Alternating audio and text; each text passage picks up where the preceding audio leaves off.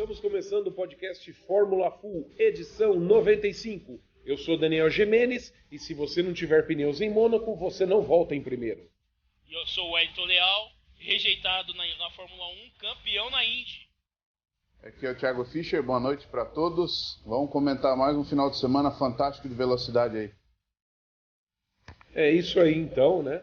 E com oferecimento, né, que nós damos esse oferecimento na realidade, do Instituto Ingo Hoffmann, né, acesse ingohoffmann.org.br, acesse e ajude uma criança a ter esperança, lembrando que Hoffmann, né, se escreve com 2 Fs e 2 Ns, né, no nome do grande campeão. Então, acessa lá, ajuda, né? É muito bom essa causa do Hoffmann, ele está atuando bastante aí para dar digamos assim, um tratamento mais digno, né, para as crianças, né, que sofrem com a doença tão terrível que eu não gosto nem de falar o nome, que é o câncer. Mas hoje também eu vou aproveitar aqui, tá, e dar um endereço virtual aqui de outro instituto, né, que está precisando da sua ajuda para lutar contra o câncer, tá bom? Então, o Instituto do Câncer da Mama, né, estou lendo aqui a mensagem que foi me passada, está com uma importante campanha. Eles precisam salvar o site, né, porque eles precisam de recursos para manter o site no ar, tudo bem? Então ele não tem obtido o número de acessos e cliques necessários para alcançar a cota exigida pelos patrocinadores oferecerem mamografias gratuitas em troca de publicidade, tudo bem?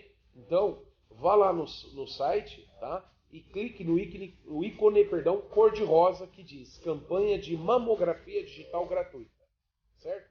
Então o endereço é cancerdemama.com.br, tá? Então se você puder, a gente vai deixar o link também na nossa postagem, né? Vai lá, acesse cancerdemama.com.br e clique então, né, no ícone rosa, né, que diz campanha da mamografia digital gratuita, para ter os acessos, os patrocinadores serem vistos e continuarem, né, a ajudar. Ainda mais no momento que a economia está tão ruim, né? Então as pessoas estão retirando investimentos se não tem pelo menos um retorno, tudo bem?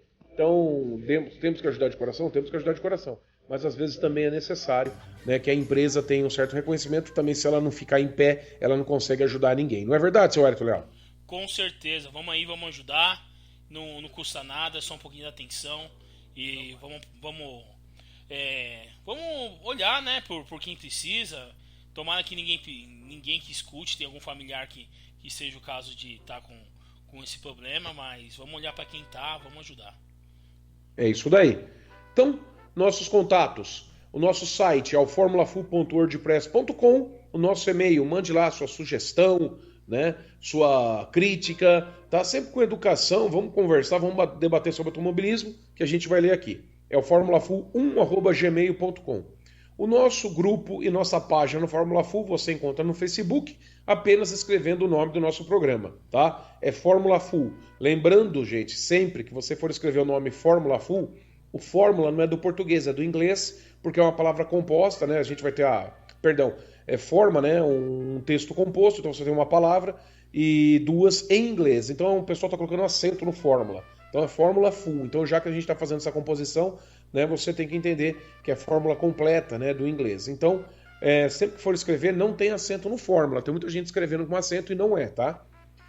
O nosso Instagram, você tem o @Daniel Gimenez 79 e também tem, né, o Instagram do nosso grande, né, criado agora aqui para o nosso grande projeto, para o grande Fórmula Full, tá? Que é o @Fórmula_Full, que o Edson Leal pilota esse Instagram aí cheio de informação, links, direto. Sabe que o Wellington é nosso oráculo, né? O Wellington sempre está por dentro das mais novas informações. Não é verdade, Wellington?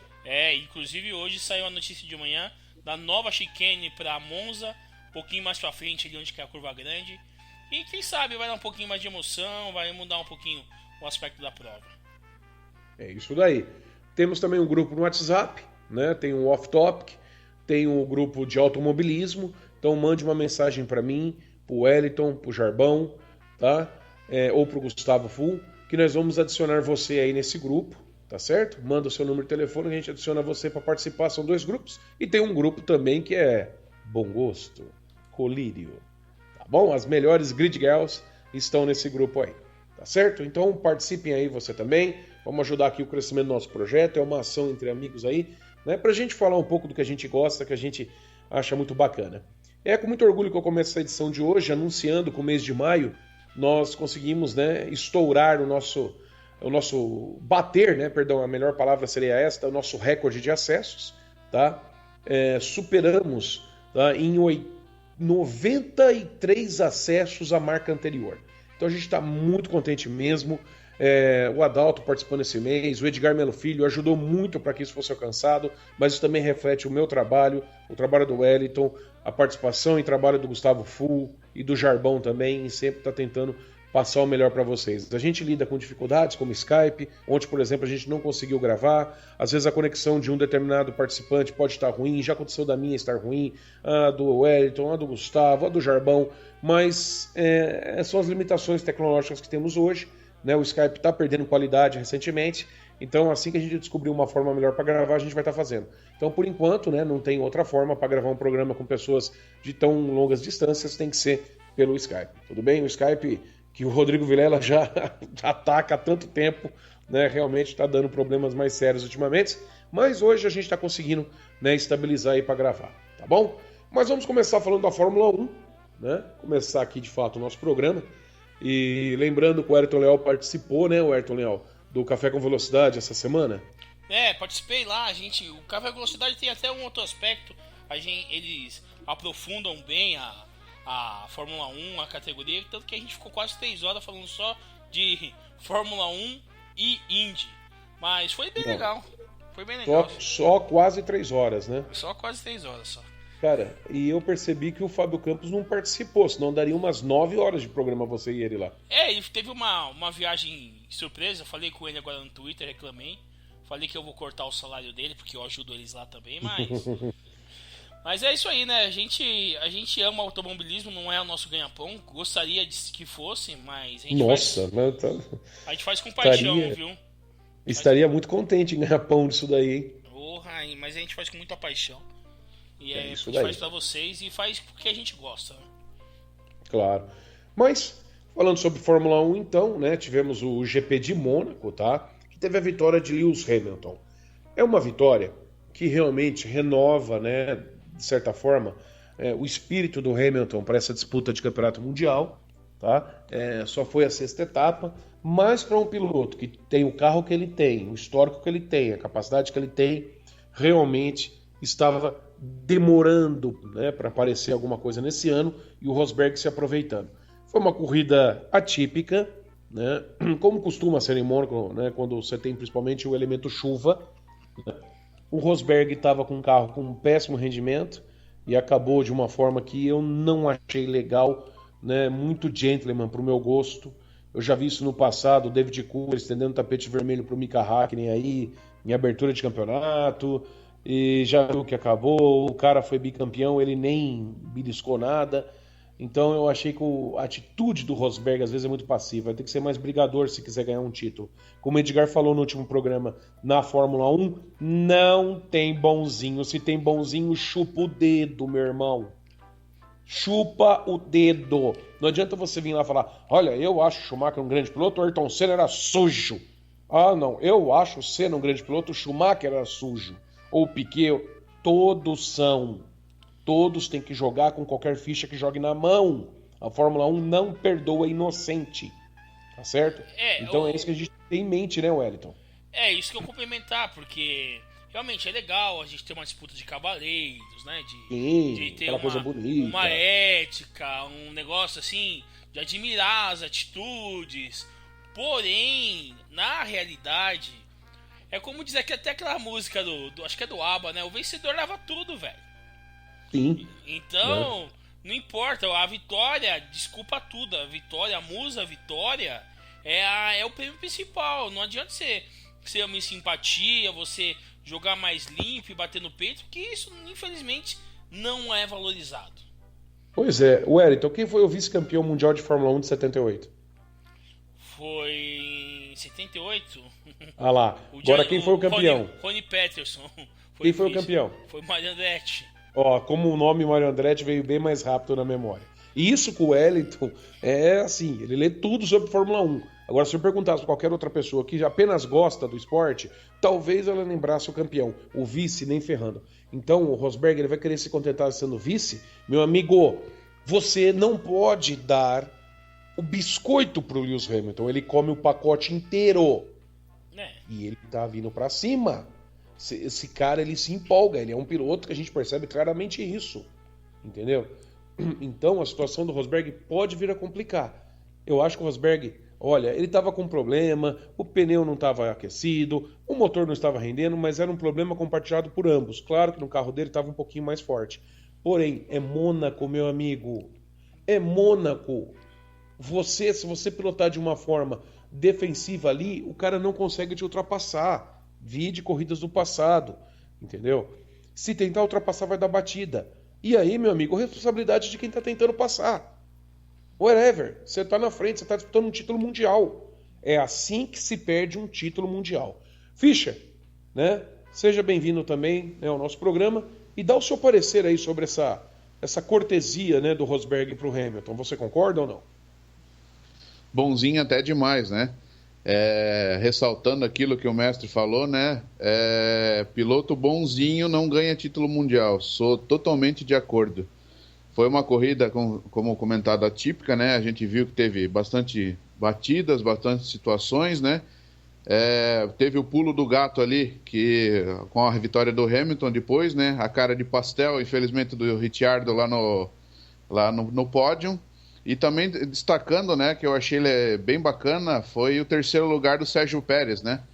Claro que foi ressaltado mais a questão da vitória do Hamilton, só que o Sérgio Pérez está lá, né? Fez mais um pódio. Na equipe que atualmente ele está, isso já é um baita de um mérito, né? Nossa Senhora. Só dar as posições aqui da corrida para a gente continuar o debate.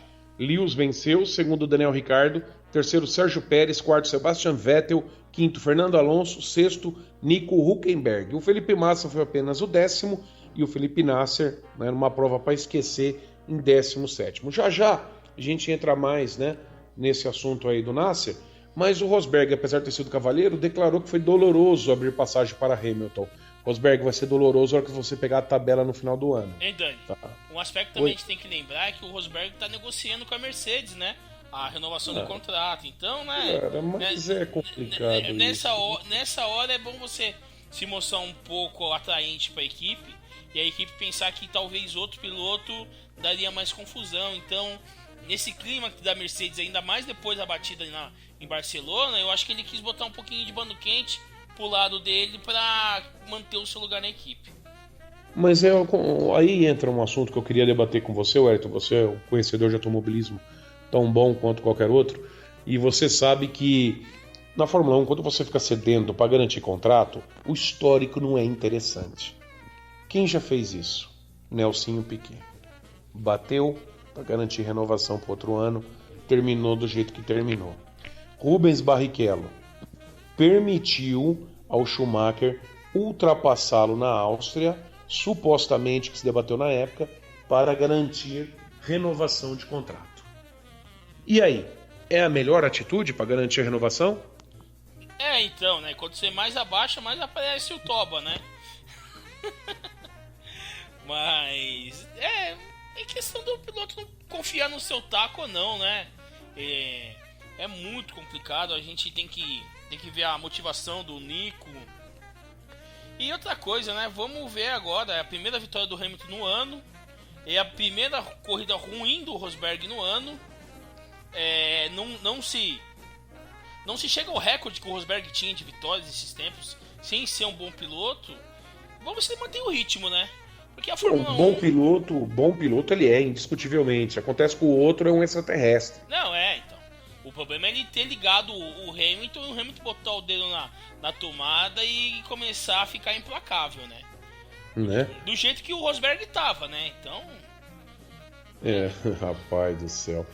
Bom, e inclusive o Hamilton foi com um amiguinho cantor.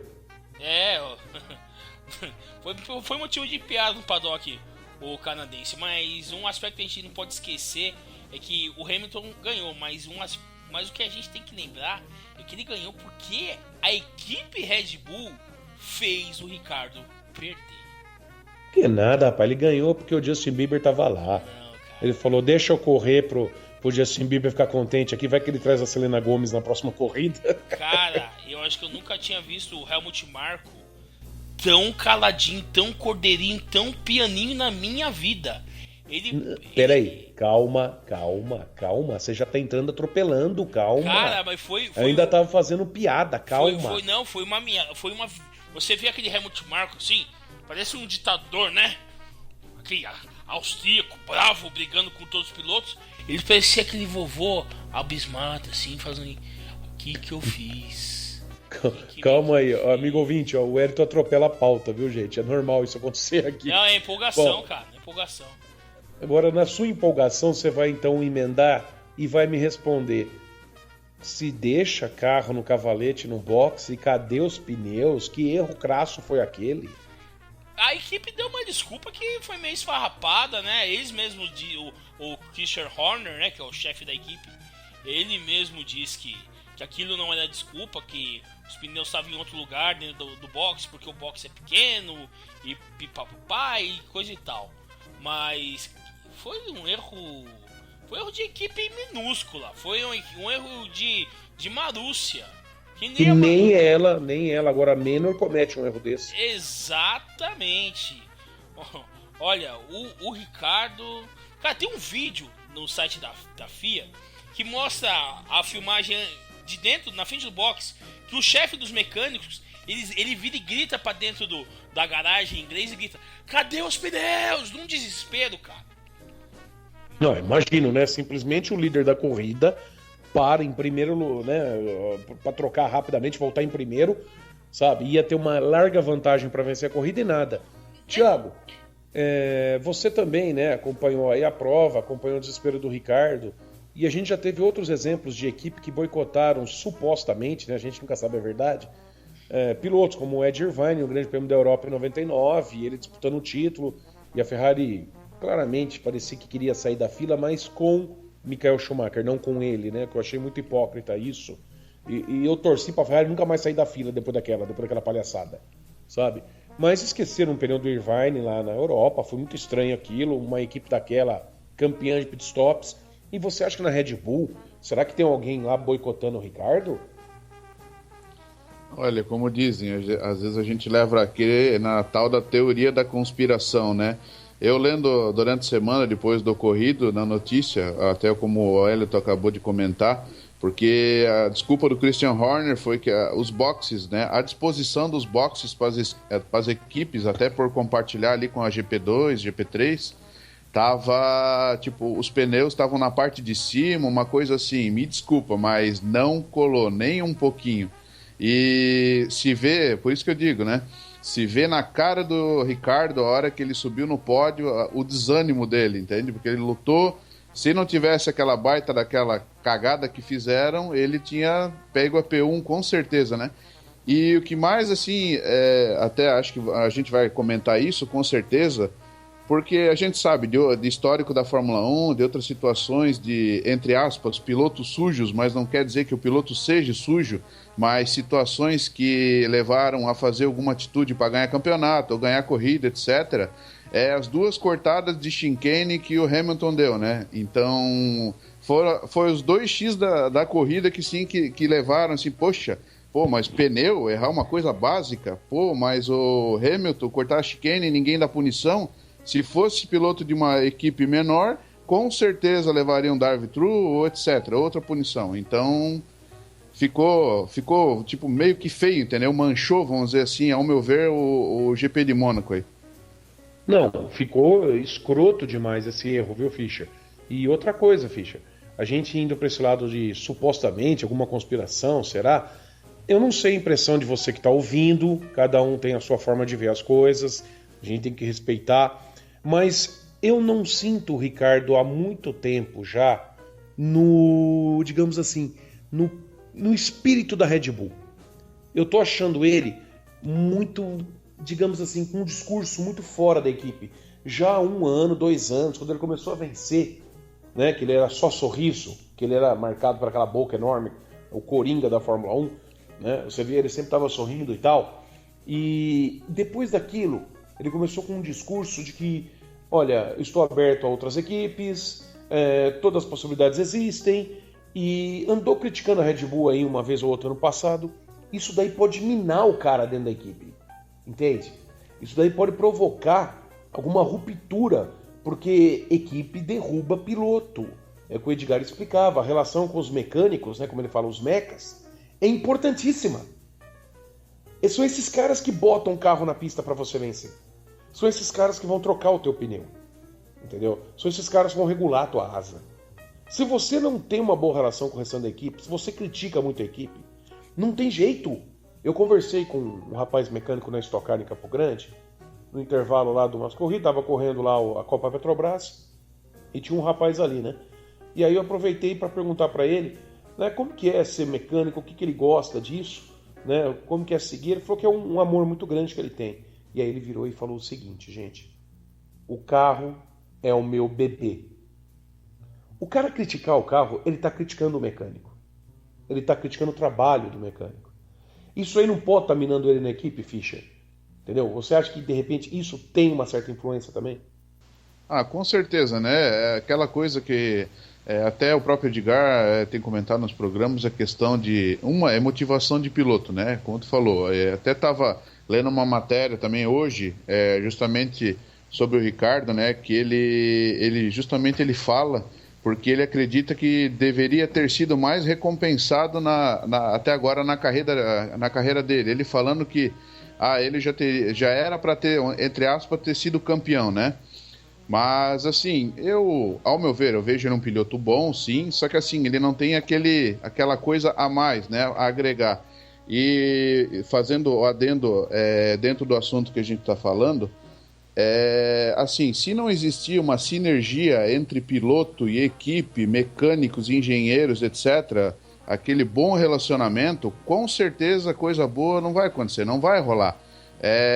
Como falou, se o pessoal, até aconteceu o caso, acho que com o Alonso, se eu não me engano, em temporadas passadas, ou outro piloto, não estou lembrando agora de certeza sobre os fatos, mas eu me boto no lugar, se a gente fosse piloto, né, e ficasse toda a vida colocando culpa no mecânico, no engenheiro, etc., o cara ia dar um jeito de... É que nem técnico de time de futebol. Se o time não tá afim do jogador, eles botam o técnico para fora e fim de papo. Então é na mesma linha de raciocínio. É verdade mesmo. Às vezes os caras não gostam e acabou a conversa. E o Wellington, dentro desses fatos aí envolvendo o Ricardo, a gente não está dizendo que ele não merece, né, não tivesse merecido a vitória, porque realmente foi o cara que andou melhor, tal. Eu acho que possivelmente ele pode ainda ganhar uma prova esse ano. Mas dentro desse debate que a gente está tendo sobre essa possível, né, sei lá, boicote da equipe a ele, a gente já tem casos, por exemplo, como o Carlos Heltman, né, que foi decidir o título lá em 81 com o Piquet, e quem esteve lá, inclusive o Edgar, falava que dava dó de ver o carro do Carlos Heltman. Né, a equipe boicota mesmo, tá? Mas você também faz coro a isso? Ou você acha que não? Realmente pode ter sido uma sequência de fatos que levou a esse erro, e o Marco, inclusive, pediu desculpas, né, pro Ricardo? Ele pediu desculpa e ele falou que a equipe não tinha nem o que falar pra ele, de tanta vergonha. Eu creio que, primeiro, nenhuma equipe se sabota. Nenhuma equipe se sabota. É mais fácil ela se sentir sabotada por um piloto e fazer uma mudança como eles fizeram com o Kvyat do que mandar fazer um piloto perder a corrida. Possível.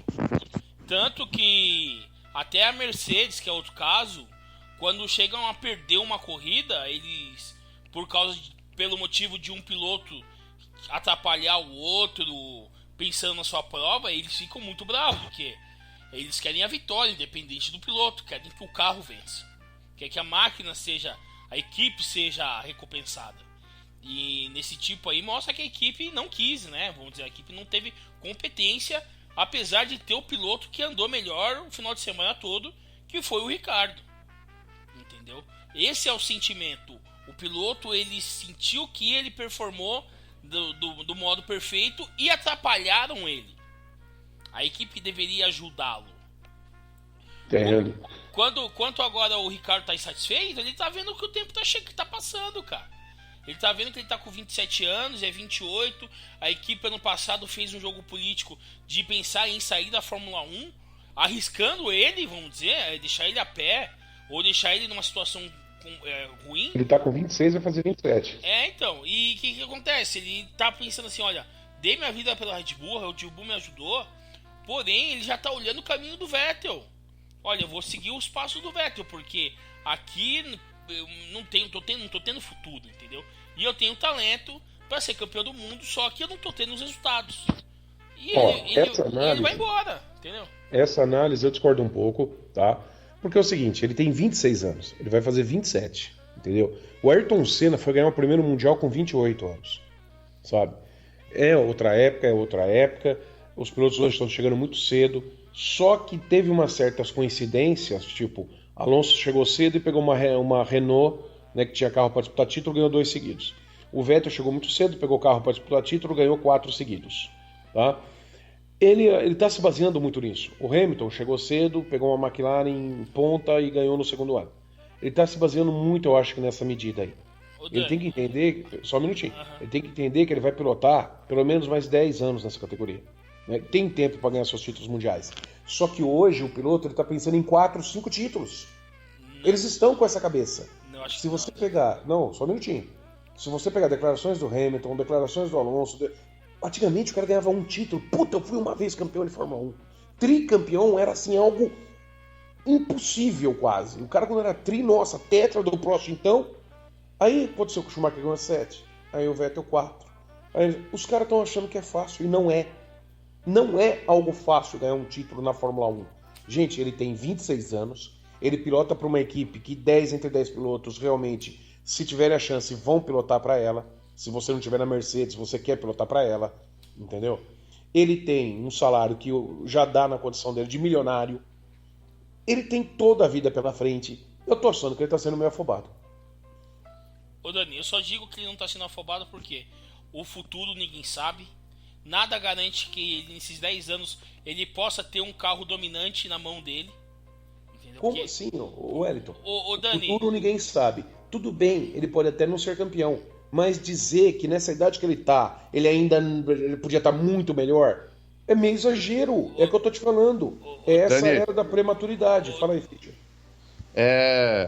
Eu sou pela seguinte premissa. Não é chorando que ele vai conseguir alguma coisa.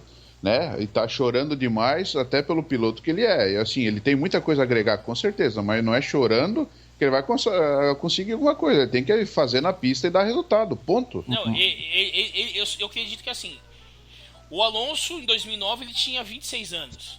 O que aconteceu com o Alonso até agora? Não, tô dando um exemplo do Alonso. O que aconteceu com o Alonso até agora? O Alonso tem talento, só que ele sempre escolheu as equipes no Em momento... 2009 o Alonso tinha quanto? 26. Não, você tá errado. Ele foi campeão em 2005 com 24. 2005 com 24, mais 2006 com 26. Não, ele já tinha 29 anos em 2009. 2005 com 24. 2005 com 24. Aí então em 2009 ele tem 28. 28. Tudo bem, estava na McLaren em 2007. Isso. Com 26. Se não fosse ele que eliminar o outro, ele poderia ter ganhado o tri ali. Então, não, mas isso que eu tô dizendo, ô Dani. Ele pensou que ele tinha muito tempo pela frente. E ele teve, mas foi uma sequência de erros, de escolha de equipe, que ele aparentemente ele estava fazendo o passo certo e acabou sendo errado, entendeu? Mas aí é um pouco de ego também, entendeu? Não, Dani, é o que eu tô dizendo assim... E que garante que você vai ser campeão de Fórmula 1 chegando nela? E a maior reclamação do Ricardo é o jeito que a Red Bull não parece que está comprometida com a categoria. Se ele tivesse na Ferrari, ele ficaria 10 anos da Ferrari, como que deve ser o projeto do Vettel. Mas esse é o problema dele. Ele critica muito a equipe. Então... O Vettel ficou lá comendo o feijão com arroz e ganhou 4 títulos, meu irmão. Eu sei, mas no tempo que o Vettel estava ganhando, a Red Bull parecia que estava sólida na Fórmula 1. O Wellington, ela tá sólida, ela tá com o melhor carro. Ela só tá precisando de um motorzinho mais esperto, ela ganha o título de novo. Eu sei, Dani, mas o motor até agora eles não resolveram totalmente o problema do motor. Mas calma, vai resolver. Gente, vocês estão lidando com Fórmula 1. Não é do dia pra noite. Dani, Se aparece um pré-contrato do Ricardo com a Mercedes, você acha que ele não vai? Ué, dependendo da posição financeira. Só que tem outra coisa, Wellington. A Mercedes não vai ganhar durante 25 anos o título da Fórmula 1. Eu tô achando que já tá vencendo o ciclo dela, inclusive. Mas não tem nenhum sinal de desgaste na Mercedes para sair da Fórmula 1. Ano que vem já tem regras novas, Wellington. Eu sei, mas eu tô dizendo assim, que não teve nenhuma declaração, nenhuma guerra política dentro da Mercedes. Você acha mesmo que a Mercedes vai ganhar esse ano de novo? Outro, pro cara fazer Dani, eu tô dizendo comprometimento com a categoria. Eu acredito que a Mercedes é muito mais comprometida com a categoria do que a Red Bull. Eu não gosto dessa posição. Ah, não tem comprometimento com a categoria. Os caras estão gastando 500 milhões de dólares pra quê? Mas, Dani, o que é a Red Bull? É uma fabricante equipe de Fórmula 1. Não. RBR. É uma equipe é uma empresa de refrigerante energético que tem uma equipe de Fórmula 1. Mas são empresas diferentes. Eu sei. A RBR Racing tá ali para competir em Fórmula 1. Ela não tem nada a ver com o refrigerante. Ela recebe a grana e põe um anúncio no carro. Eu sei, Dani, mas eles têm um interesse fora da Fórmula 1 que é maior. A Ferrari só pensa na Fórmula 1. A Williams só pensa na Fórmula 1. A McLaren só pensa na Fórmula 1. A Mercedes é uma empresa de carro que tem uma ligação forte com a Fórmula 1 que vende carro. Wellington, eu não concordo. Tá bom, então eu não concordo, não vou concordar. Nós concordamos em discordar. Tudo bem. Você está indo para um lado de história, de ramo que a patrocinadora trabalha, e você está esquecendo que a empresa está na Fórmula 1. Eu concordo sim, que se os caras se encher o saco, eles falam, vamos embora. Muito mais fácil do que a Mercedes. Sim. É isso que eu tô dizendo. Apesar que a Honda também foi embora, não, mas a Toyota foi embora e a Red Bull continuou. Você conhece a mentalidade japonesa, né? Sim, mas foi embora. Montar carro, faz tudo igualzinho que você falou. Montavam carros. Você falou que montavam carros. Em 2009, quando deu a crise,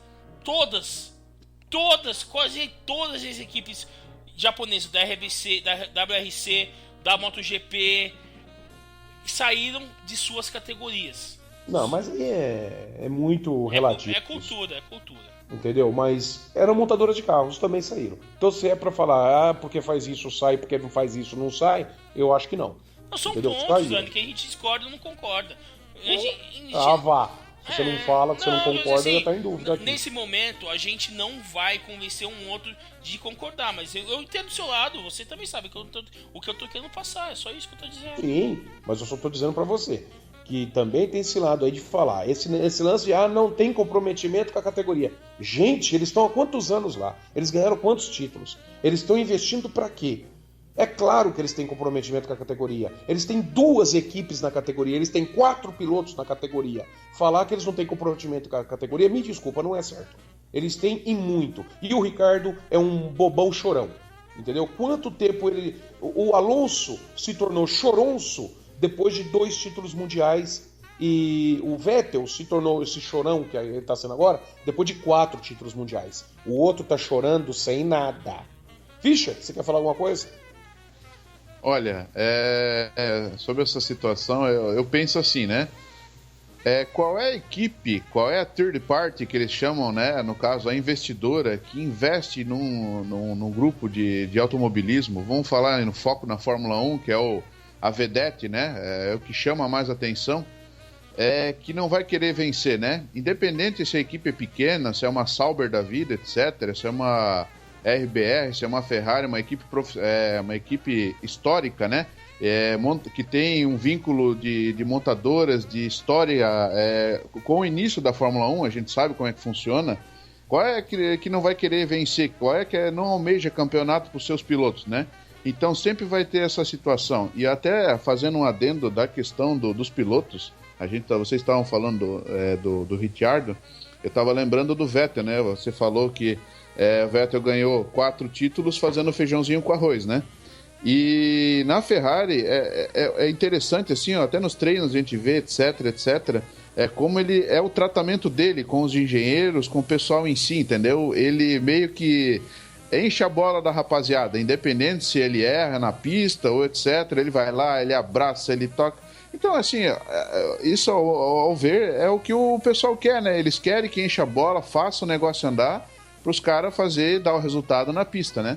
Mas, como eu falei, não existe uma equipe de Fórmula 1 que não pense em vencer. Não existe dinheiro investido, que não é pouco na Fórmula 1, que não se pense em resultado. Não, com toda certeza. Agora eu falo, por exemplo, esse lance de não ter comprometimento. Não é só o Hélio que fala isso, muita gente fala isso. Gente, vocês têm 4 carros na categoria. 4. Qual empresa ali que tem comprometimento que tem 4 carros na categoria? Qual empresa ali que compra mais pneus, que compra mais motores, que faz mais promoção, que tem um GP dela? E isso que eles não têm comprometimento. Porra, imagina se eles tivessem. Entendeu? Então é isso que eu falo. Esse argumento ele é muito vazio. A gente tem que usar o argumento do piloto. A gente tá falando do Ricardo. Entendeu? Esse lance ele chega lá e não tá se dando bem. Desculpa, ele não vai se dar bem em lugar nenhum. E outra coisa, antes de querer mais espaço, é preciso conquistar algum. Então, conquiste primeiro. Depois reclame. Não tá bom aí, Ricardo? Vem aqui acordar às 5 horas da manhã todo dia e trabalhar até tarde. Tá? Porque a tua vida é muito boa. A regrada a luxo, a mulher que você quiser, o iate que você quiser. Então, dá graças a Deus pelo que você tem. Uma hora falta. E não pensa que de repente não vai lhe faltar. Principalmente na questão de oportunidades. Né, Dani, justamente dentro disso aí é que nem oportunidades, né? Se os caras não fazerem o papel deles, que nem hoje saiu a notícia que o nosso amigo Maldonado quer voltar pra categoria, né? Então, abre o olho. Não, o Ricardo quando chegou na Fórmula 1, ele dava pulos de alegria porque ele andava na HRT. Ele dava pulos de alegria. Ele veio só numa evolução. Calma. Ele tá aí na Fórmula 1 há coisa de 4, 5 anos. Os caras já querem 4, 5 anos ser tricampeão.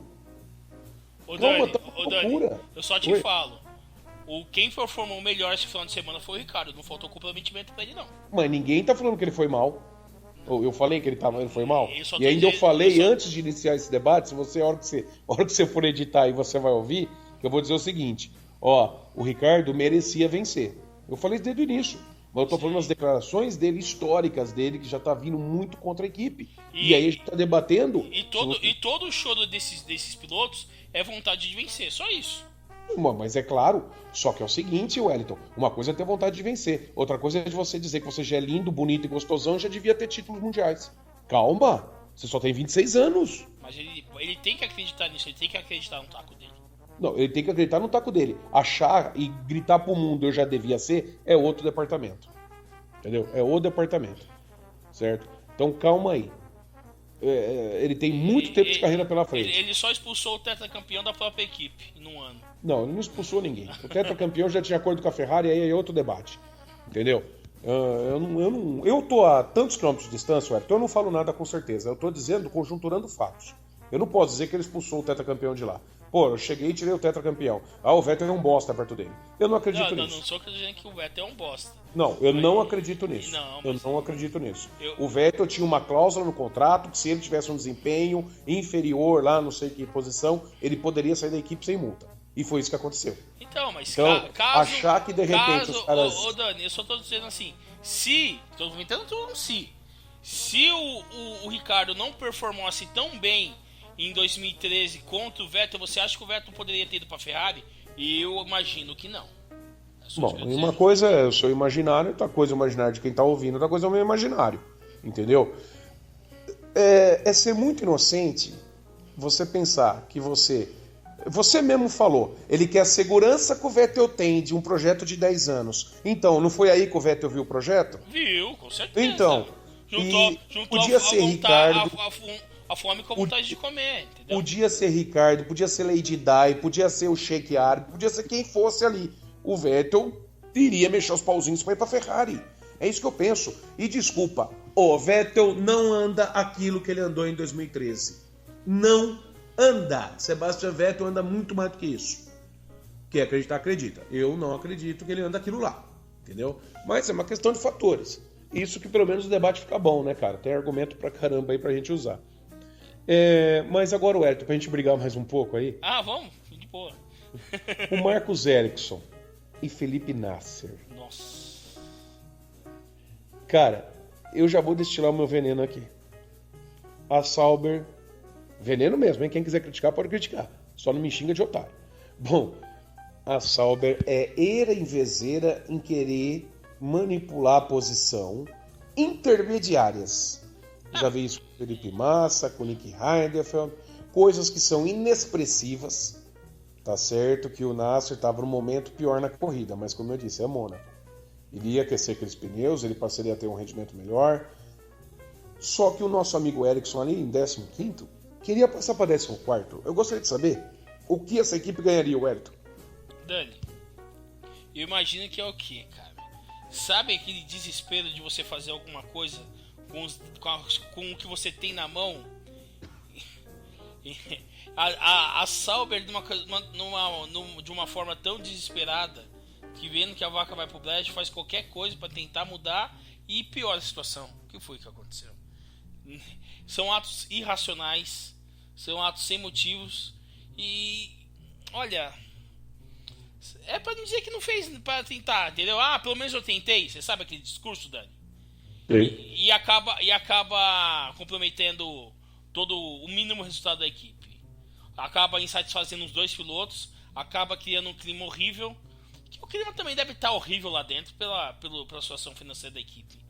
E, infelizmente é o retrato de uma equipe em decadência. Não, mas o Ericsson é afobado, hein? Ali ninguém passa, gente. Aquele lugar é travado demais. Ele estava pilhado, cara. Totalmente pilhado. Ele fez até uma ironia no rádio. Se você quiser, a gente até coloca, né? Ele fala, acho que o rádio dele quebrou. Coloca aqui então, coloca nesse ponto. I guess there's something wrong with his radio. Sounds like. Why Marcos did that? Why? Bom, e aí? Tá pilhadão mesmo, Elton? Pilhado, totalmente pilhado. E olha, eu também, eu vou criticar o Nasser agora, hein? Tá certo, a situação dele não tava boa, não devia passar. Mas o Ericsson errou, saiu do carro e falou: eu errei, me desculpa, bola pra frente. O Nasser saiu do carro, disparando pra tudo que é lado. Parecia que ele queria continuar a discussão, parecia que ele queria brigar com todo mundo. E também você tem que dar o seu ponto, você tem que respirar, você tá certo, mas você também tem que pensar no futuro.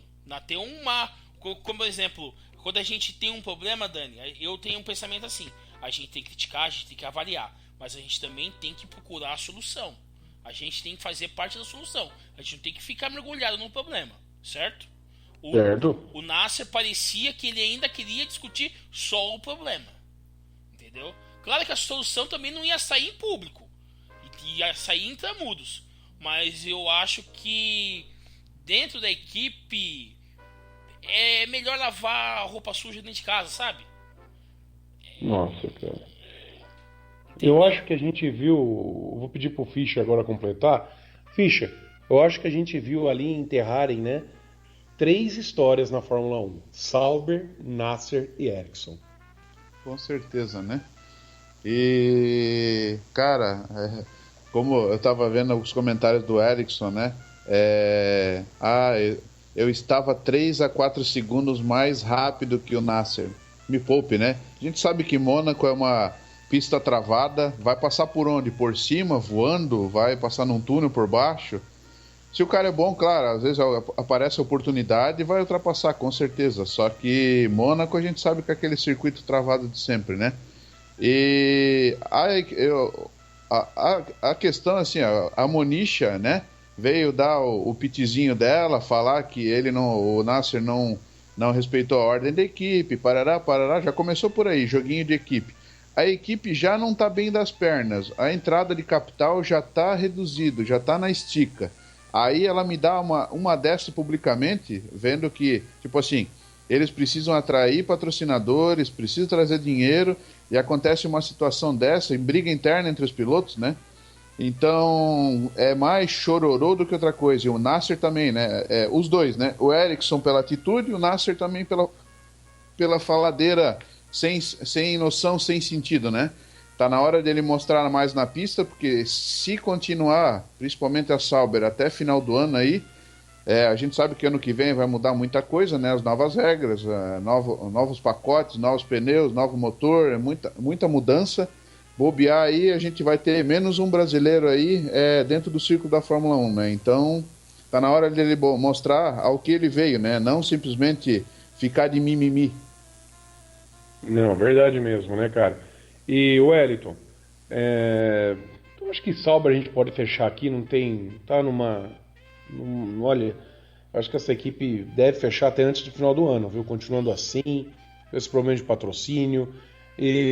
Mas é complicado, as coisas na Fórmula 1 giram muito em torno do dinheiro, né, cara? Você sabe se o Banco do Brasil vai renovar com eles? Como que tá isso daí?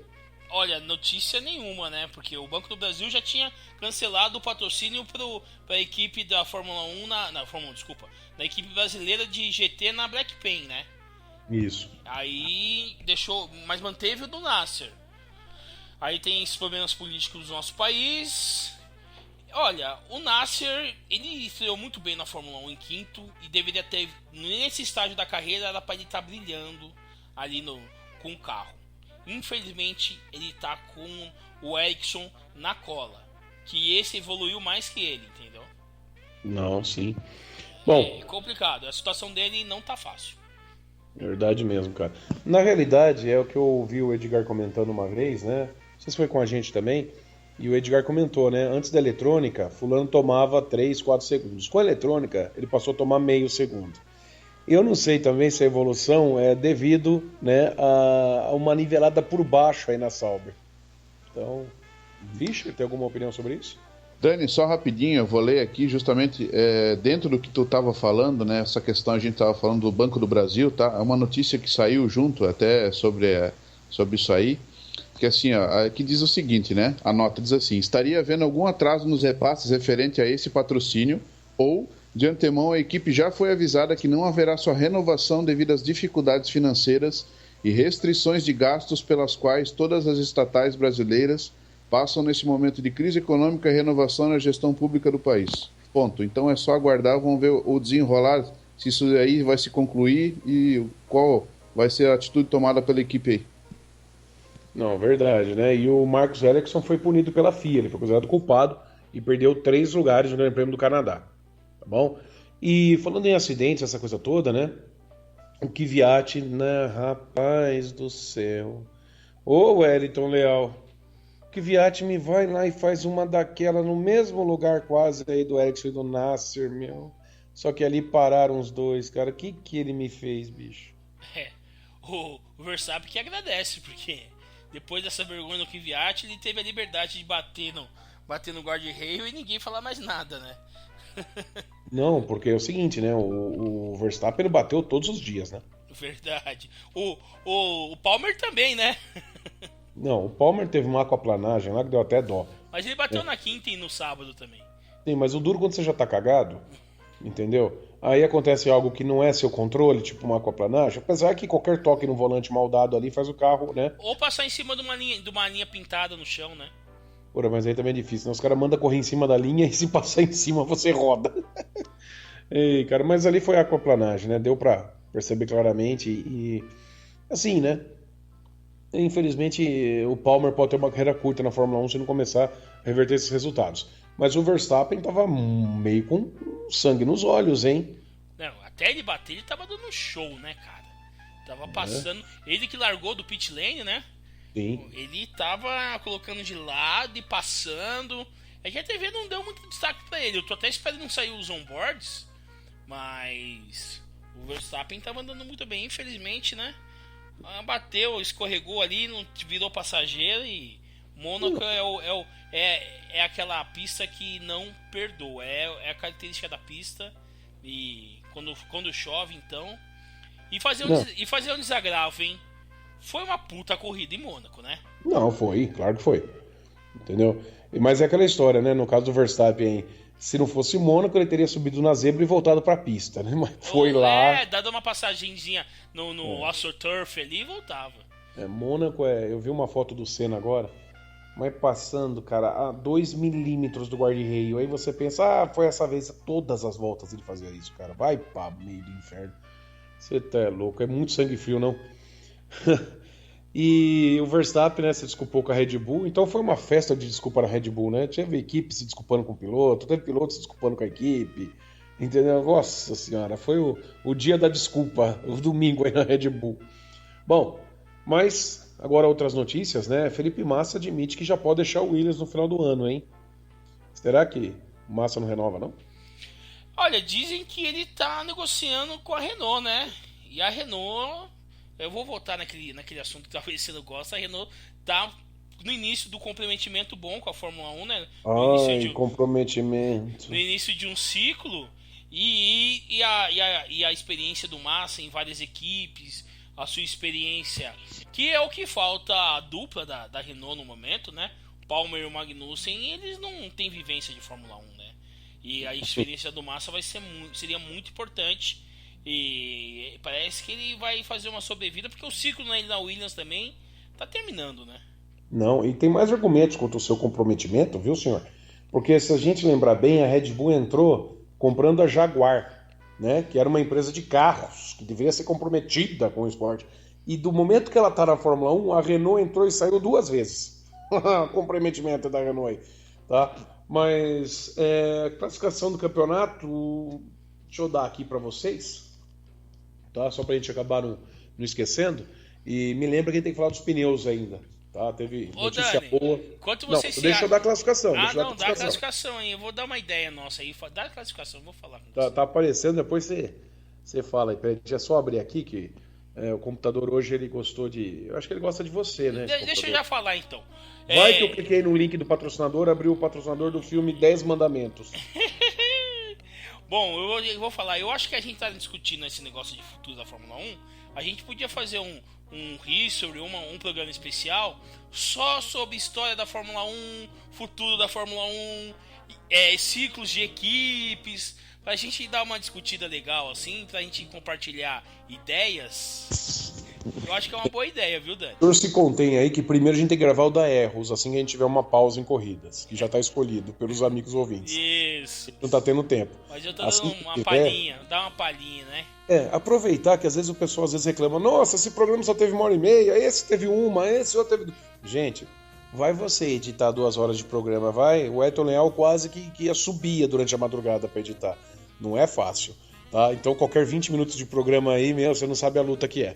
Bom, na classificação do campeonato, Nico Rosberg lidera com 106 pontos, Hamilton a 24 pontos com 82, Daniel Ricciardo, né, o coitadinho, está em terceiro com 66 pontos, Kimi Raikkonen é o quarto com 61, Vettel, quinto com 60, Max Verstappen, o sexto com 38, e o Massa, só para citar, é o sétimo com 37, e o nosso amigo, né, infelizmente, Felipe Pinácia, não tem pontos. Entre as equipes, a Mercedes lidera com 188 pontos, a Ferrari está em segundo com 121 e a Red Bull em terceiro com 112 e a Williams perdendo cada vez mais terreno, a quarta com só 66 pontos, tá? Sauber zerado, né? Coisa feia. Outra coisa, né, cara? A Pirelli renovou por 3 anos, Fischer, com a Fórmula 1 e não sei se você viu, teve pneu novo ali, né? Já previsto para 2017, se eu não me engano, né? Banda larga na traseira. Que bom, né? Deu um baita de um saudosismo aí, né? Pra galera que acompanha muito mais tempo aí Fórmula 1, como é bacana essa introdução dos novos pneus aí. Vou dizer para ti, até alguns anos aí, não estava dando tanta devida importância à Fórmula 1, sendo que eu comecei a acompanhar a velocidade assistindo a Fórmula 1, né, como muitos brasileiros, né? E esses pneus, com essas modificações, hoje também, né, como o Wellington falou lá no começo, essa modificação do traçado de Monza, não sei se vocês chegaram a ver a notícia, porque parece que com essa introdução, essa mudança no motor, juntamente com o pneu e outras mudanças no carro, parece que aquele retão de Monza, os carros podem atingir 390 por hora. Não é brincadeira o negócio. 390. Então, dá aquela expectativa assim, poxa, vamos ver, né? Aquela coisa no começo do ano, na Austrália, como é que vai rolar nos pré-testes da temporada. Então, vai ser muito legal aí. Eu achei muito lindo, cara. Me lembrou muito a McLaren de 91, a Williams, aquele pneu largo na traseira. E você, Wellington? Lembra até aquela McLaren do Emerson nos anos 70, com o pneu enorme atrás, Tyrrell. E tem mais cara de Fórmula 1, né, cara? E dá aquela cara de carro nervoso, né? Isso mesmo, isso que tá faltando nesses carros aí. Tá bom? Bom, próxima etapa então, dia 12 de junho, a maravilhosa Montreal, no Canadá. Tudo bem?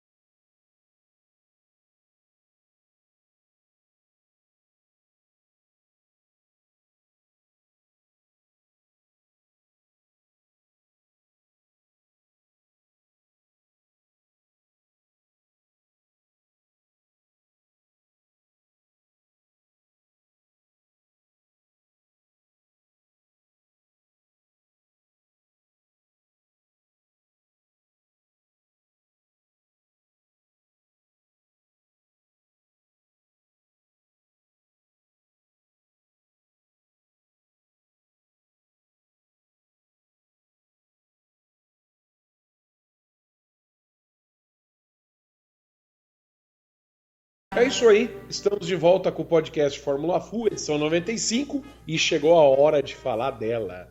A 100ª 500 milhas de Indianápolis.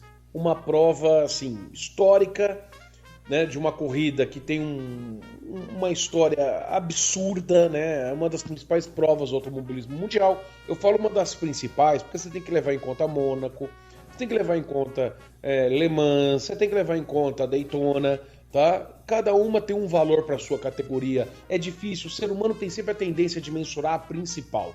Não, ela é a principal da Indy, entendeu? E uma das principais do mundo. Isso dá a ela um status absurdo, né? A tríplice coroa, inclusive, Mônaco, Le Mans, né? E Indianápolis, tá? Pelo menos na Fórmula Indy, as 500 milhas. E vale lembrar, Wellington, que no passado a Indianápolis era usado só para as 500 milhas, hein, cara? Não tinha nenhuma outra corrida. Hoje em dia corre a Indy Light, já teve MotoGP, teve a Fórmula 1, tem um outro GP lá no misto, né, que a Fórmula Indy realiza também agora, né, digamos assim, nos preparativos para as 500 milhas, a NASCAR, né, desde a Brickyard, né, 400 está correndo lá, mas não deixa de ser aquela pista mística, né, cara? Porém, eu sou de uma época que o misticismo era maior ainda. Tipo, fecha no final de maio, abre só no final de abril do próximo ano. É isso aí, Dani. A corrida foi muito boa, deu para acompanhar bem. Não teve aquela sucessão de ultrapassagens, de piloto deixar outro estar na frente para gastar menos gasolina. O que eu achei mais interessante é que os grandes nomes da categoria não deram muitas caras, não. Muito forte ficou o Hinchcliffe, o Ryan Hunter-Reay, que é um nome forte, ele também esteve bem, mas vamos dizer assim, Montoya, Hélio Castro Neves, o Elinho teve um momento forte também, o Tony estava muito bem, o Tony, que nesses 2 anos da Ganassi não tá mostrando tanta força quanto a gente imaginava, de ele estar numa equipe tão tradicional. Nessa prova ele estava muito, mas muito ligado. O Power foi uma decepção total. O Pagenaud, que vinha numa constante excelente, também foi uma decepção. E vamos falar do vencedor, né, cara? Que depois da bandeira amarela do Sato, ele manteve o carro economizando. Olha, nessa categoria de economizar gasolina, que muita gente não gosta, mas é uma forma de se vencer, o Rossi deu show. Eu não sei se foi só vácuo, se foi acerto do motor Honda, que estava muito bem em todos os treinos. Era quase barbado a falar que a Honda ia vencer, cara. Bom, mas é o seguinte, hein? Ele deu show. Ele arriscou, porque ele cruzou num embalo. Não tinha mais gasolina ali dentro. Então, mas quem parou antes dele parou 3 voltas antes. Sim, ele foi o mas único assim, que conseguiu. Não, você para 3 voltas antes para dar tempo de você, de repente, buscar umas 2, 3 posições. É isso que o piloto salva, entendeu? Para ter um pique de corrida. Então, teoricamente, aquele cara que para faltando 2, 3 voltas poderia parar na última, né? Mas o cara quer, às vezes, evitar que o pescador tenha algum problema, perder, né, os últimos litros, e ele arriscou, cara. Então, quase que deu ali síndrome de Hildebrand, né? Perder a corrida já na reta de chegada, tá? E eu vi que ele perdeu o embalo mesmo. Eu falei, cara, ele tá lento. E ele cruzou lento a linha de chegada. Todo mundo viu, né? E é uma vitória épica. É uma vitória que mostrou a vitória de um piloto e a derrota de uma categoria. Foi a derrota da Fórmula 1 essa vitória dele, né? Porque do jeito que ele estava na Fórmula 1, com aquela oportunidade raquítica que ele teve na Marussia, que agora virou Manor, tá? De 5 corridas. E sem dinheiro, aquela coisa toda. O cara vai para a Indy, num esquema de última hora, pegando lá uma associação entre o Brian Herta e o Michael Andretti, né? Faz um carrinho para ele disputar as 500 milhas. Ele vence. A gente tem que tirar o chapéu. 25 anos, né? Vencedor das 500 milhas de Indianápolis e a 100ª prova de Indianápolis. É uma prova... Você não vai lembrar quem venceu a 90ª, a 80ª, 31ª, assim de cabeça. Quem venceu, pelo número você não sabe, você sabe o ano e tal. Agora a 100ª prova, ele entrou para a história como, né, o vencedor da primeira prova lá com o Marmon Wasp. Quando você vence a Indy, cara, Indy 500, seu nome tá na história. Nunca mais vou te esquecer, cara. Abre portas, você tá com aquele anel na mão ali, cara. Você vai ser eterno. Não, eu só conheço 2 caras, pelo menos eu assim, no meu modo de ver, que não venceram a Indy 500, mas entraram para a história, né? Scott Goodyear, né, que teve aquela disputa com o Unser Jr., né? E em 92, se eu não me engano, perdeu ali na linha de chegada, tá? E foi uma corrida memorável, né, porque os dois cruzaram lado a lado. E o nosso amigo Hildebrand. Esse daí é talvez o não vencedor que mais entrou na história de todos os tempos. Tá? Devia colocar uma plaquinha especial no troféu, mas teve o Hildebrand que quase conseguiu. Vai ser uma das imagens para sempre da história da Indy, né? Uma plaquinha especial, esses venceram, mas esse aqui quase. E, Fischer, eu não sei se você percebeu, né? Mas as Penske, cara, não estavam rendendo desde a classificação, assim, pra ter um favoritismo, né, cara? Você vê que o Pagenon foi 19º, o Montoya deu aquela panca, o Elinho 11º, tá certo que o pit stop atrapalha, tá, o Elinho ali no final, né? Mas não foi aquela coisa não, hein? Ah, com certeza, né? Primeiro assim, que corridão que foi essa Indy 500, né? Vocês comentando, tava lembrando, né? Foi uma corrida, foi a 100ª edição, e para entrar nos anais de história, e todo mundo vai lembrar da 100ª como lembrando com carinho do Alexander Rossi, né? Porque foi um baita de uma corrida, assim, ó, estrategicamente falando, teve muitas trocas de posições no começo ali. Foi o Hinchcliffe com outro piloto que eu não estou me recordando agora o nome. Depois teve alterações ali do Tony Kanaan junto com o Castro Neves, e assim foi desenvolvendo a corrida, assim, foi uma baita de uma corrida. E até eu vou arriscar de falar, né, porque teve aquela perda de rendimento do Castro Neves com aquela batida que o Hildebrand deu nele, que ele, até a situação que aconteceu ali do Bell foi nos pits ali. Se a gente analisar com cuidado, a gente vê que tem uma certa distância pro Castro Neves. Aí ele ressaltou, encheu o saco uns 5 minutos, né, na transmissão, falando da situação ali, foi ali que provocou. Mas depois a transmissão americana focou que justamente no lance da corrida, o Hildebrand deu uma cutucadinha e deu o problema que aconteceu, que ele perdeu o rendimento e teve que ir pros pits, né? Gente, aquele lance do pit, o Townsend Bell, ele tá vindo, o Newgarden sai, aí ele vai para a direita. Nisso que ele vai para a direita, vai acontecer o toque no Castro Neves. Foi ele diretamente no Castro Neves ou foi outro piloto que bate no Castro Neves? Não, foi ele. Mas saiu o primeiro, que foi o Ryan Hunter-Reay, que tava na reta. Aí saiu o Townsend Bell, que ficou do lado do Ryan Hunter-Reay. Quando saiu o Hélio, não tinha espaço. Aí bateu ele e o Townsend Bell. Então, eu tava falando que era o Townsend Bell que bateu o Fish, entendeu? Ali no pit. Aí você falou do Hildebrand na pista. Do Hildebrand foi na pista que saiu uma parte da traseira do Hélio ali, e o negócio ficou balançando que nem a pipa.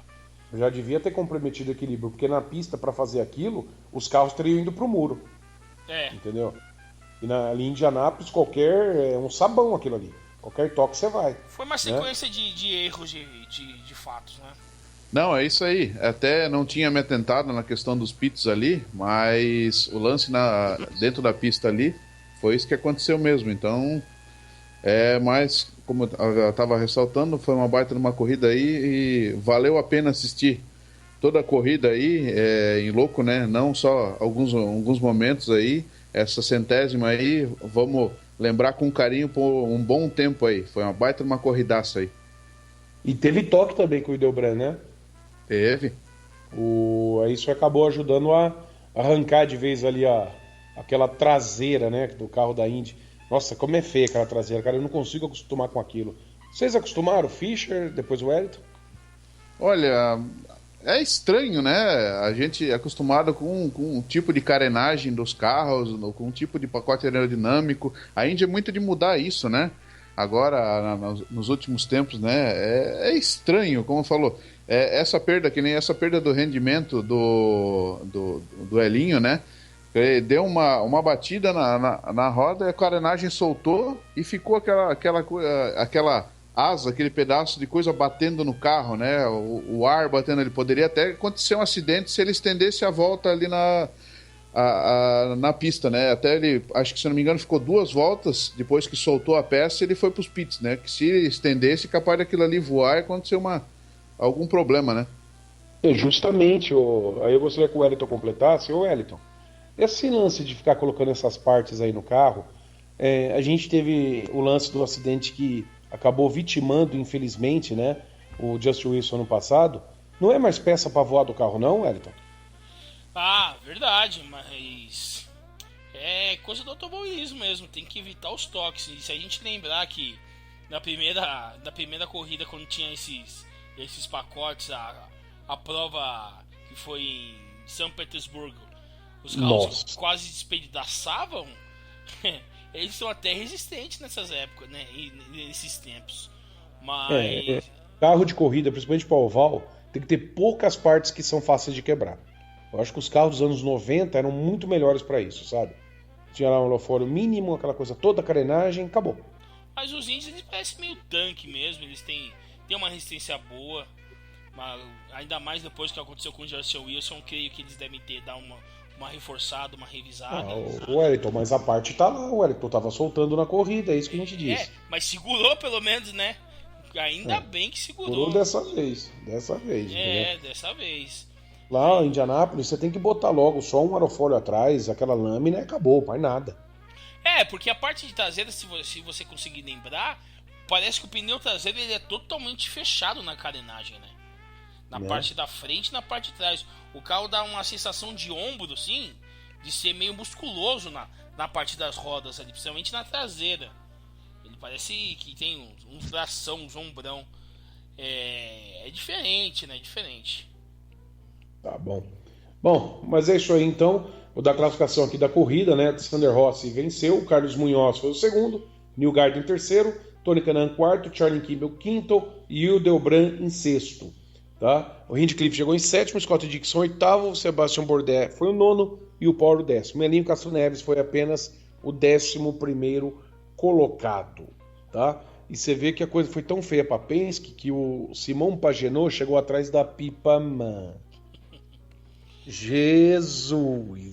Mas um aspecto positivo dessa corrida também é que a nova geração foi muito bem. Neil Garden, no Rossi, ele que praticamente só pegou o carro para a Indy, ganhou a corrida, então ele vai ser um nome da Indy pro futuro aí. Gente, e como esse Rossi é frio, não? Cara, puta vitória! Se eu ganhasse aquela corrida, sei lá, eu estaria saindo correndo pelado no meio da pista. Meu, o cara lá como se tivesse ganhado uma corrida de kart. E o Munhoz em segundo colocado. Ai, Munhoz. O Munhoz já deve estar pegando a síndrome de Delbran, viu, rapaz? Só faltava bater na linha de chegada qualquer dia aí. E dizem que ele e o Neil Garden, né, segundo e terceiro, passaram com uma cara, tipo, tão perto, né? Tão perto, e não sabe se ano que vem novamente eles vão ter uma chance de chegar tão perto da vitória. Dá uma sensação dura, né, cara? Bom, só um vence, né? Não tem jeito. Eu lembro que o Christian Fittipaldi em 95, aquele carro que era a bandeira do Brasil, partiu de 27º para chegar em segundo. E se não fosse no final que o carro deu uma perda de rendimento, ele tinha pego o Villeneuve. Exatamente. Aquele carro estava endiabrado naquele dia, entendeu? Mas, cara, carro lindo, hein? Aquele carro que era a bandeira do Brasil, eu tenho uma saudade dele mesmo. Aquele carro ali é inacessível, aquele vale uma miniatura, hein? Aquele vale, né? Tô tentando achar até hoje, bicho. Entendeu? Eu já vi uma vez que tinha da Onix, só que a miniatura era desproporcional, sabe, Wellington? Dava um aspecto meio ruim, né? A Onix era portuguesa. E o carro, ele ficava mais largo e mais curto. Entendeu? Então, sabe, totalmente desproporcional ao que é na realidade. É que nem quando você olha na mão. É que nem quando você olha uma coisa meio falsificada, né? Aí você sabe como é na realidade, aí você olha assim e fala, olha, quem conhece, bate o olho e sabe que uma coisa tem errada, né, cara? É mais compridinho, entendeu? Então eu pegava os da Mini Champs e colocava do lado desses da Onix, dá vontade de chorar. Entendeu? Não era por acabamento nada, era a proporcionalidade do chassi, não tinha nada a ver, entendeu? Mas, né, fazer o quê? Um dia eu ainda acho essa miniatura aí, eu quero também a Budweiser dele, aquela Nilma Reza azul também dele foi marcante. Eu tenho a do Michael Andretti, a Voline, cara. O Managon tá ouvindo aí, é um desafio, viu, Managon? Da Indy eu tenho aquela do Michael Andretti, preta, a Volini, coisa linda, Numa Res, chassi Swift. Tenho aquela Green, né, que foi do Paul Tracy, né, aquela cool, só que é com o Dario Franchitti, o meu piloto. Coisa linda esse carro também. Assim, na escala 1/43, tá, gente? Tenho também a Foresight, que foi do Carpentier, coisa linda também. É maravilhoso esses carros, cara. Esses índios dessa época aí, nossa, eu adorava. E tenho em escala 1/24, a do Mario Andretti, Numa Res, aquela Texaco branca e preta, sabe? Nossa, é linda também. Não, e tem uma também dos anos 70, azul, com aqueles trovões amarelos, né, meu? Essa azul com o trovão amarelo foi presente do dono da loja de miniaturas no Japão, cara. Eu ia tanto lá. Ele pegou e falou: Toma, você tá indo embora pro Brasil, leva essa de presente. Cara, saudades do meu Japão, viu, cara? A gente é feliz, viu, cara? E passa por momentos que vão ficar inesquecíveis. Lá eu tinha saudade do Brasil, aqui eu tenho saudade de lá. Pena que é tão longe, né, cara? Bom, mas no campeonato, Simão Pagenaud lidera com 292 pontos. Segundo, Scott Dixon com 235. Elinho, mesmo chegando tão atrás, subiu para terceiro com 224. O Jardim Novo está em quarto com 211. James Hinchcliffe, quinto com 205. E Alexander Rossi agora dá uma subida boa, 203 pontos. Tá bom? Tony Kanaan é oitavo com 192. Ô, Wellington, outra coisa que eu queria falar aqui. Você tá levando o Montoya pra comer hambúrguer, cara? Ele deu uma desregrada, né, cara? Rapaz, o bicho tá redondo. Cara, saiu um tambor cinza de dentro do carro da Penske depois da batida lá. Né? Caramba, ô Montoya. E você vê, né, cara? Não tem jeito. O cara engordou, o desempenho dele cai, né? E esse ano ele não sei o que tá acontecendo. Enquanto o Pagenaud subiu, parece que ele e o Power caíram, né, cara? Né? E próxima etapa, então, nos dias 4 e 5 do 6, Detroit, né, agora no final de semana, que é uma rodada dupla, tá? Então você tem a corrida no sábado e a corrida no domingo. O Wellington, e aí você sabe, né, o campeão da Indy 500 chega em Detroit arrebentado, né? Eles vão colocar, eu não vi essa informação, mas o Rossi vai correr em Detroit, né? Acredito que sim, né, cara? Vão dar um jeitinho, com certeza. Promoção. Porque não tinha esquema pro ano todo, né? E agora vem cá. Por que a Indy insiste, depois da sua principal corrida, que tem tantos eventos, pegar o cara que venceu, fazer ele ficar cansado até o último limite e já botar ele pra correr no próximo final de semana? Isso era desde, antes era Milwaukee na sequência. Aquele oval que parecia uma pista de cavalo, sem quase inclinação direito. E como assim, cara? O cara acaba... Por que eles fazem isso, meu? Dá 2 semanas, meu amigo. Eu acho que é pra manter o clima, né? A vibe da só que o cara que vence tá quebrado, né, meu? Tá todo mundo quebrado, né? Desfocado. Teve até um banquete, teve apresentação, 2 horas de banquete, passou na televisão, discurso. Não, ele não vai pra casa. O cara só fica em hotel e acorda e já vai pra evento. Praticamente é o final do ano da Indy, né, também, né? Então, o Will Delbrand pensou nisso e falou: deixa eu meter o carro no muro, não quero ficar com injeção de saco, não. Porque se tem muito piloto ali que se não ganha a Indy, não tem resto do ano. Pois é. O Rossi seria um deles, quase, com certeza. Né?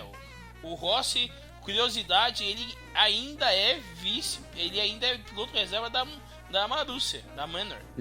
Eu acho que ele não vai gostar muito de continuar nessa função, viu?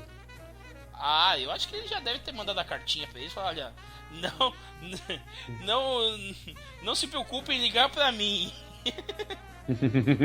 Só se vocês virarem equipe de primeira, o que não vai acontecer. Ou se vocês me pagarem, porque agora eu aqui nos Estados Unidos eu tô vivendo o American Dream. Pois é, né? E justo um piloto dos Estados Unidos que ganhou, né, cara? Não, pra categoria, assim, em promoção nacional, creio que é jogada, é negócio.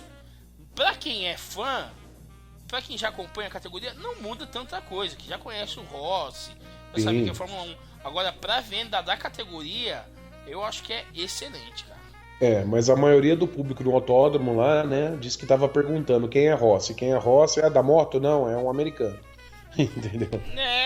E a torcida de todos os pilotos, até de quem já tá na Indy, o Elinho, o Kanaan, tem uma torcida muito grande lá. Quem vai na Indy, quem é de Anápolis, conhece a categoria, abraça a categoria, né? Verdade. Bom, agora então a gente deixa a Indy. O Fischer quer falar alguma coisa?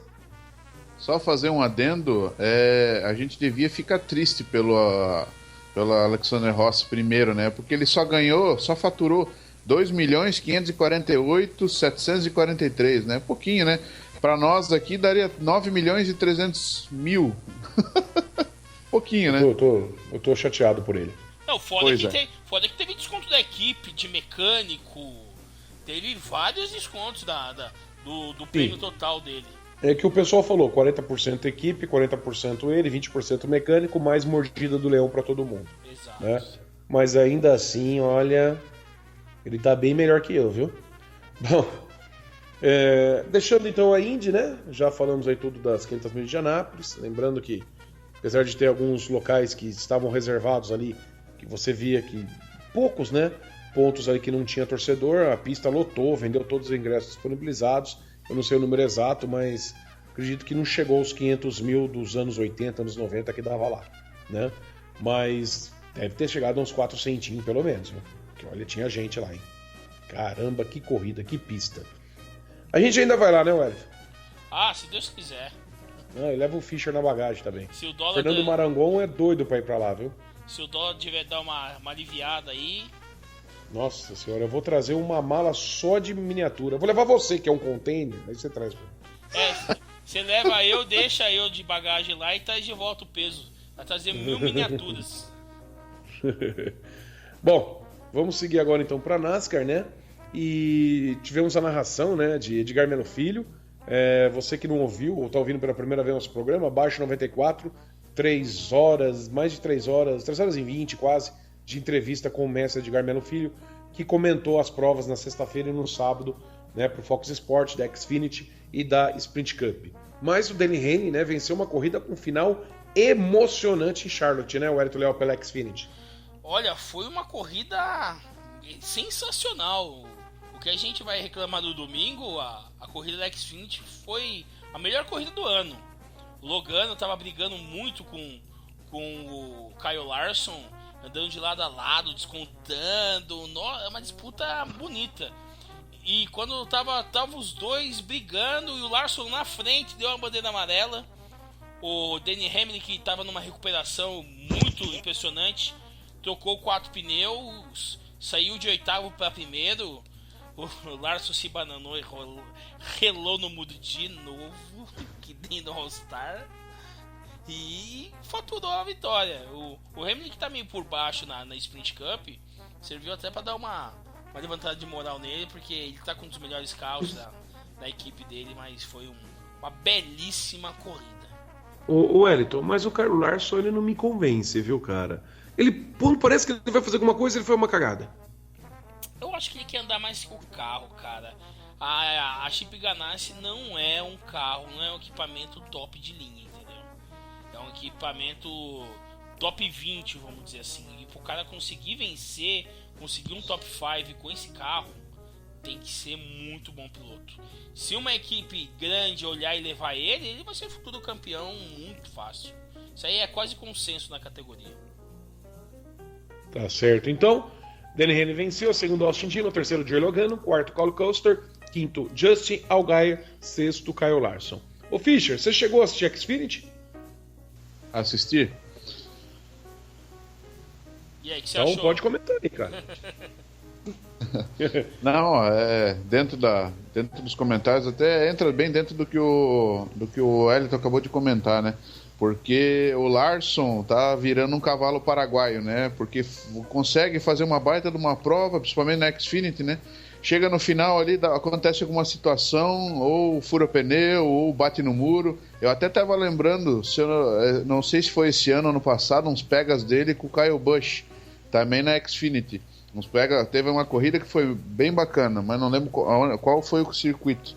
E essa última aí, né, se não tivesse, quem sabe, dado aquela bandeira amarela do Eric Jones aí, que faltava acho que umas duas voltas pro finzinho, né, e entrou a amarela, tinha dado o Larson, né, mas, como diz, a NASCAR tem essa questão da imprevisibilidade, né, mas foi uma corrida legal. Ao meu ver, a Xfinity foi melhor do que a sprint, né? Mas a gente vai comentar. Mas o que você acha? Eu acho que o Larson é problema de braço ou é equipamento que faz ele ter um pouquinho de problema, ficar um pouquinho atrás? Olha, braço eu acho que não é, acho que é equipamento, porque assim, ele tem se destacado, né? A gente viu no All-Star, a gente viu ali naquelas mini provas ali que teve ele com o Chase Elliott, então ele tá demonstrando que ele sabe fazer a brincadeira, ele não tá por acaso ali. É do ramo, É do ramo, com certeza, e ele tem se despontado aí, só que aquela história, né? Até o Edgar, acho que comentou sobre isso, porque os pilotos mais experientes, eles sabem o caminho da vitória na hora que eles precisam, entendeu? A questão da experiência. E o Larson, até parece que ali no finalzinho, ele meio que se afoba e acontece o que acontece com ele, e ele não consegue a vitória, né? Vamos ver se com o tempo aí ele desenvolve. O caminho das pedras, né? O caminho do ouro, do tesouro. Enquanto ele dá uma vacilada, na hora H, os outros já estão em cima. Aí perdeu o bonde da história. Manda um abraço pro gaiteiro, né? Isso. E campeonato, então, o latino Daniel Suarez lidera com 376 pontos. Elliott Sadler é o segundo com 362. Justin Allgaier é o terceiro com 353. Ty Dillon quarto com 352. Brendan Cogan é o quinto com 356 e Brandon Jones o sexto com 324 pontos. Tá? Próxima etapa então, em Pocono, a Green 250, né, no Pocono Raceway, no dia 4/6, tudo bem? E tivemos, né, um domínio avassalador de Martin Truex Jr. em Charlotte. O Wellington, 392 voltas de 400. Só... O que é isso, meu irmão? Não, pra você ter uma ideia, essas 8 voltas foi só na hora de entrar no box. E ele não conseguiu uma posição tão boa na classificação. Então, no box ele acaba... O box dele era antes da linha de chegada. Então, quando eu entrava no box na bandeira amarela, alguém passava na linha de chegada antes dele, vamos dizer assim. Ele só passava depois de ter feito o trabalho de box. E aí ele perdeu essas voltas, mas só faltou isso por 100%, porque 98% das voltas ele liderou. Ele não teve um momento nenhum de ter uma piora de rendimento, nem com tanque cheio, pneu novo ele era mais rápido. Tanque vazio e pneu velho ele era mais rápido. Com a pista no sol ele era mais rápido. Toda situação ele era o mais rápido. Se nevasse ele ia ser mais rápido, se chovesse ele ia ser mais rápido, se caísse o mundo ele ia ser mais rápido. Ele estava avassalador. Martin Truex Jr. foi o nome da prova. Cara, olha, é uma vitória em termos de NASCAR de ponta a ponta. De ponta a ponta, humilhante pro grid todo, de chegar a destabilizar até os fãs da categoria. Que eu vi um grupo de NASCAR nosso aí que a galera saiu no pau tretando, porque ficaram muito satisfeitos com a prova. Cara, não tiveram um momentinho de alegria, sabe? de ver o outro piloto, nossa, tem chance. Não, cara. Gente, e não tinha ataque, não tinha nada. Parecia Mônaco na Fórmula 1 sem chuva, com carro super dominante, sabe? Ô Fischer, você viu que até nas posições intermediárias não tinha muita disputa, né, cara? Tava meio que fila indiana a corrida inteira. Isso aí, tava meio que a galera toda andando no vácuo. E assim, eu tava até, vocês comentando, eu tava lembrando aqui, né? Porque a Furniture Royal entregou um foguete. Foi um verdadeiro foguete pro Truex. E assim, não tenho o que dizer, 392 voltas lideradas, como falou, praticamente a corrida inteira. E os outros pilotos, as outras equipes, foi latente, assim, ó. Tentavam mexer no carro, o Kyle Busch, se não me engano, ele queria trocar suspensão. Enfim, cada equipe que queria dar um jeitinho para melhorar o carro, mas não tinha jeito, porque quando dava a bandeira amarela, nas relargadas, o Truex, ele despontava na frente e sumia. Então, merecidíssimo. E se a gente analisar, né, esse ano as corridas aí em si e o carro que a Furniture Road tem entregado pro Truex aí, que a gente sabe que é uma equipe com um carro só, né? Que é só ele como piloto. Eles têm entregado um baita de um carro. Ano passado também teve algumas provas que ele despontou aí e perdeu de ir pro Chase. Esse ano, né? Com essa vitória, com certeza está no Chase. Então, eu quero acreditar que ele possa brigar pelo título. O que ele tem demonstrado é um cara que merece. Só que pelo menos a equipe que bote a cabeça no lugar e que não vá fazer caca, né? Porque na última eles conseguiram fazer caquinha em 2 pits, mas não chegaram a prejudicar a corrida dele porque ele tava impossível. Não, verdade, né? E agora ele tá no Chase, entendeu? Então o Martin Truex Jr. aí, olha, se a equipe aproveitar esse bom momento aí, sei lá, hein? Ao mesmo tempo que eu percebo que as outras equipes não conseguiram manter, né, digamos assim, uma corrente ascendente, eu percebo que a Furniture Road, ela tem essa corrente, entendeu? Desde o ano passado evoluindo bastante. E você sabe que dessa evolução termina no título, vídeo buchinho, tá? Então, não a gente tá dizendo, antecipando nada, não é por causa de uma corrida, né? Mas realmente, se eles continuarem fazendo esse trato fino no carro, muitas chances, porque você via que o Johnson ensaiava que vinha para cima, ficava. Aí depois o Harvick ficava. Aí vinha o outro, ficava. Não tinha candidato à vitória. Ele rumou sozinho, tá? E a classificação então da corrida ficou assim: Martin Truex Jr. foi o primeiro, segundo Kevin Harvick, terceiro Jimmy Johnson, quarto Denny Hamlin, quinto Brad Keselowski, sexto Kurt Busch, sétimo Matt Kenseth, oitavo Chase Elliott, nono Joey Logano e décimo Ryan Newman, tá? E é mais um aí classificado então pro Chase, tá? E a próxima etapa será no dia 5 de junho, né? As Alta White Winners, 400 no Pocono Raceway também, né? A corrida principal aí do evento no domingo.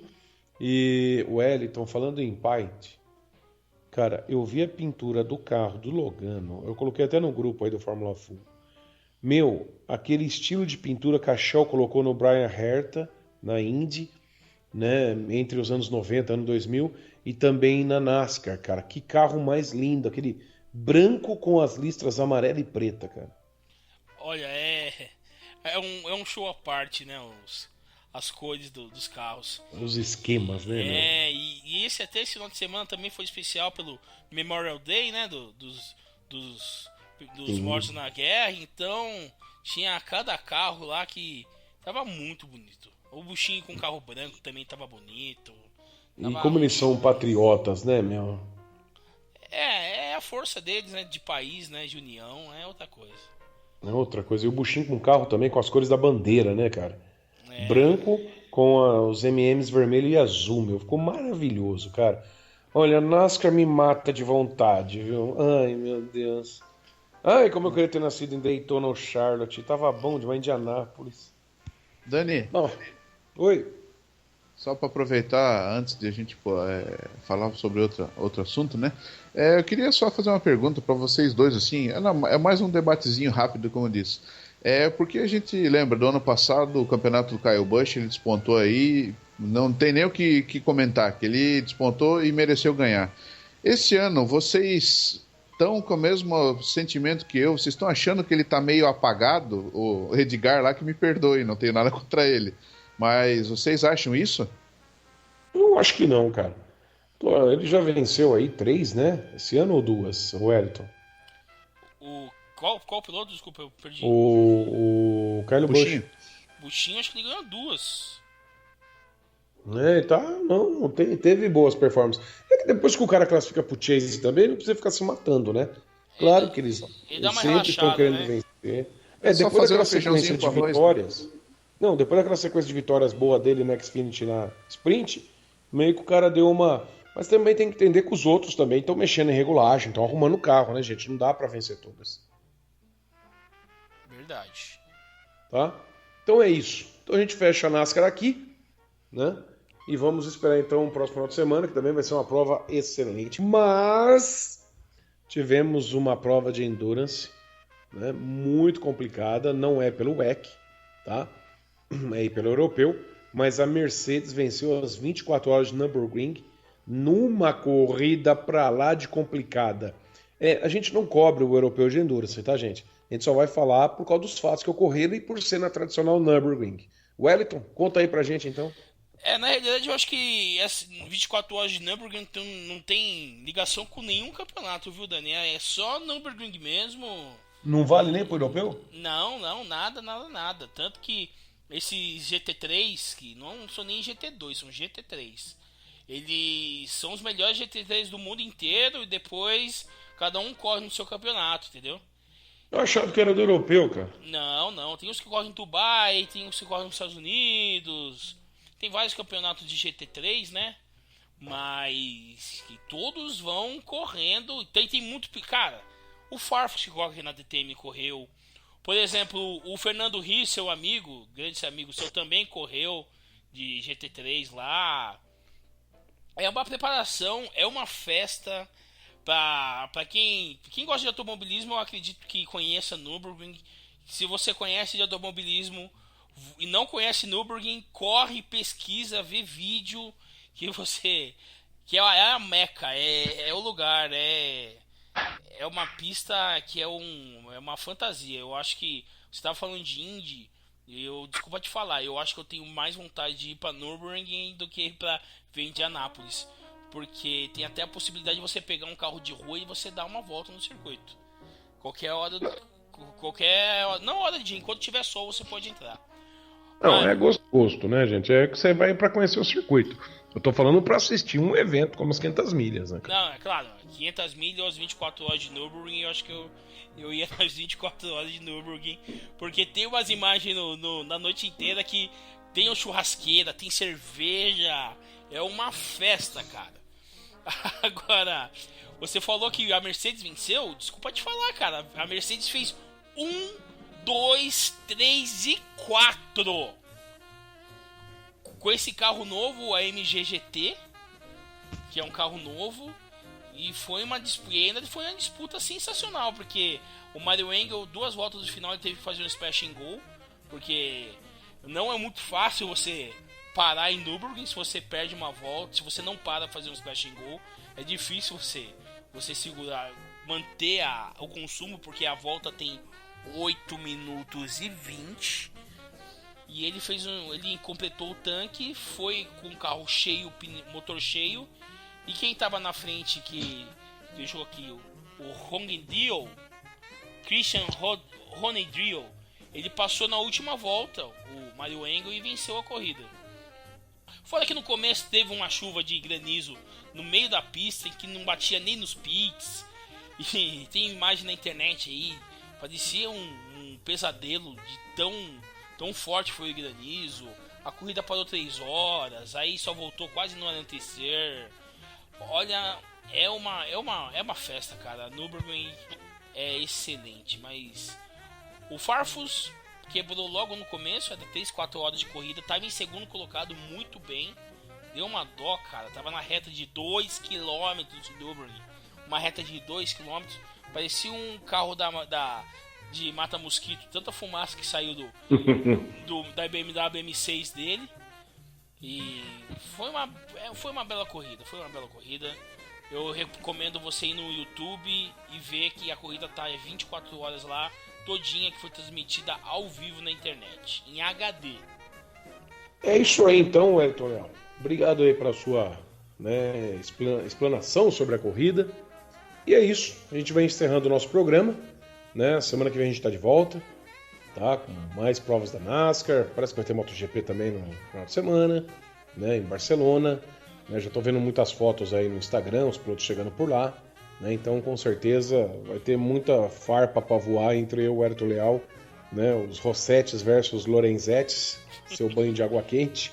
Tá? Ô Dan, e só te interrompendo, domingo já vai começar os treinos de Le Mans. Eu já tava vendo até a foto dos carros chegando. Ah, bem lembrado. Dia 19 de junho, 24 horas de Le Mans. E essa também é uma corrida imperdível. Essa daí é sensacional. Bom, então a gente vai encerrando por aqui. Quero agradecer ao Thiago Fischer, né, por ter participado conosco. Thiago, seja sempre bem-vindo, né? E em breve volta aí para participar com nós. Com certeza, queria deixar um forte abraço aos amigos, né? Principalmente a toda a rapaziada aí que acompanha o programa, né? Que sempre tá ligadinho aí. Um abraço, uma boa semana para todo mundo, né? E que venha mais um final de semana com bastante velocidade aí. Amém. O Ayrton Leal, um abraço então e obrigado por um excelente debate hoje. Opa, obrigado aí, pessoal.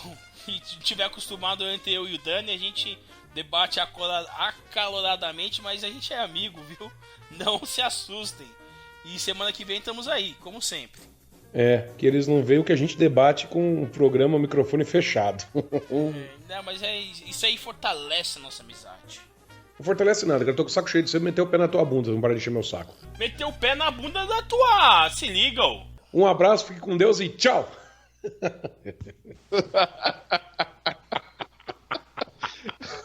Vou cortar essa porra. Tomar no cu, porra! Vou cortar, não gostei. Ficou legal, cara. Não gostei. Não, pode